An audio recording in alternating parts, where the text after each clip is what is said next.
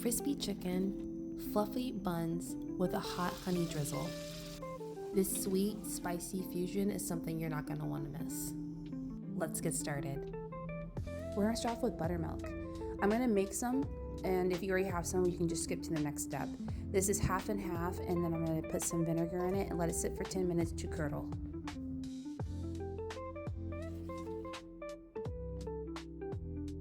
Now we're going to season our buttermilk for the brine. The list of seasonings will be down in the description box below.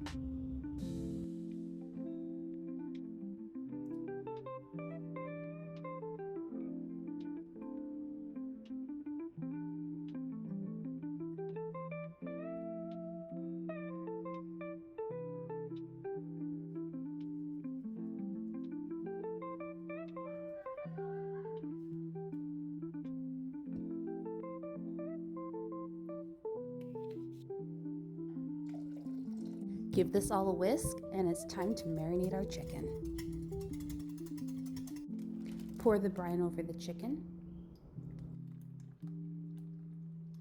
Give it a good shake and marinate for 2 hours.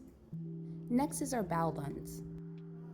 Start by combining half and half warm water, yeast, and sugar in a measuring cup and allowing it to sit for 10 minutes to activate.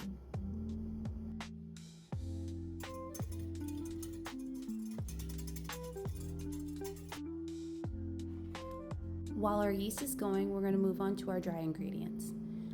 Flour, baking powder, sugar, and salt are going to be combined in the bowl. Once the yeast is activated, we're going to add a neutral oil and combined with our dry ingredients.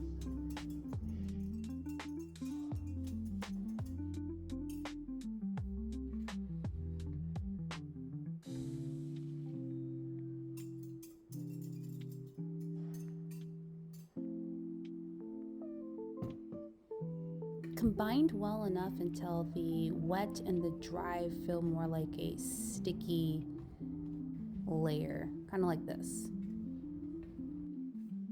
From here, you can combine your dough by hand or use a mixer. If you're doing this by hand like I am, you want to do this for about 10 minutes, 10 to 12 minutes, or until the dough is well combined and fully smooth. This gave me quite the workout.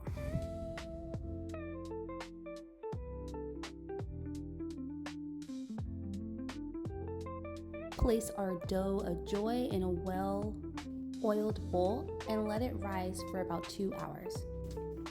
While our chicken and dough are going, I'm grating carrots for one of the toppings. Now it's time to form the buns.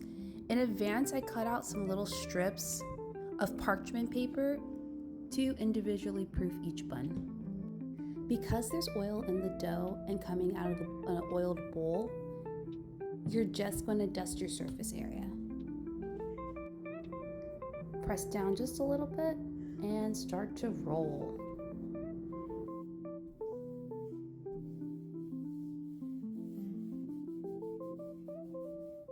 I'm not exactly sure how thin this dough ended up rolling out to, but with a large mug, I got about 8 buns cut from it. You can use a mug, it was just convenient for me because that's all I had, but if you have a cookie cutter or a large cookie cutter, you can use that. Obviously, it'd be better for the edges.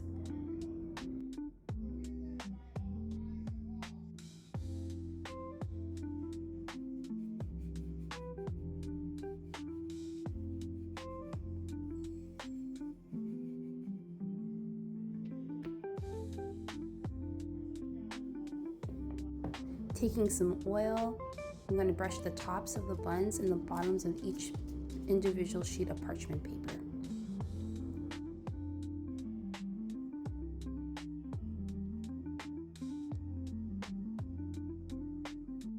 Now we're going to fold the bun about 90% through. You're going to see in just a moment.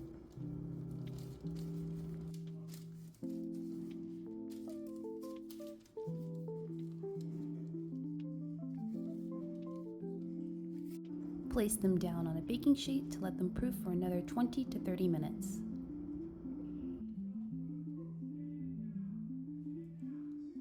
While our buns are proofing, we're gonna start frying our chicken. We're starting off with flour, some cornstarch, and then a mix of the seasonings that we used earlier in our buttermilk brine mix.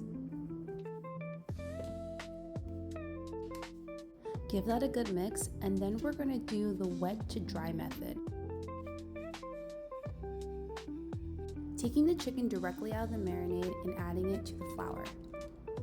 You wanna move a little quickly here just to make sure that the buttermilk and the flour stick together. And then after you're done, give it a good shake, and we're gonna add it to our preheated oil. I have a preheated Dutch pot at 350 degrees for my oil, and you want the chicken to deep fry for about 10 minutes or until golden brown. The cooking times can vary, so just double check to make sure the internal temperature is 165.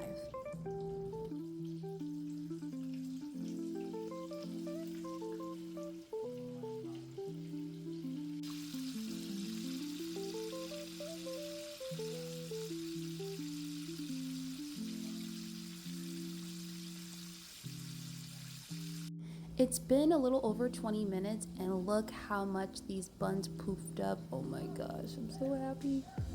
If you have a traditional steamer, use that. I used a pot and a mesh that I had, and I steamed my buns for about 9 to 10 minutes, just depending on how far my lid was over. After removing the chicken for the oil, I let them rest for about 10 minutes, and I'm now cutting them into thirds.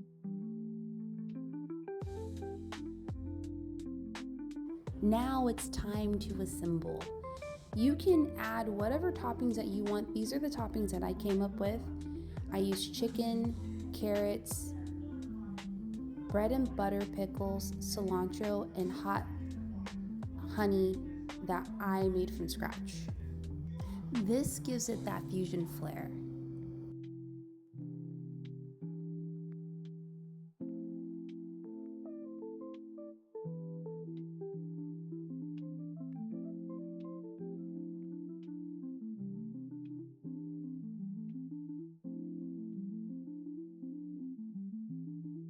Later, I did add some Louisiana hot sauce because I felt like there was something missing, and that's exactly what it was. It was missing the Louisiana hot sauce. So if you're not a big fan of spice, or you just don't like some of the additional tang that comes from the hot sauce, you can leave that out, but I did add that later on.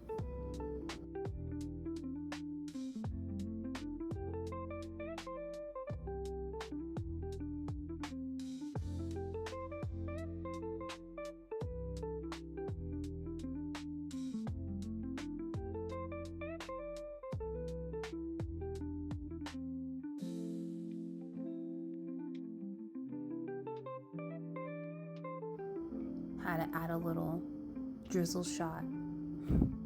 That sad drizzle shot in the back for the honey.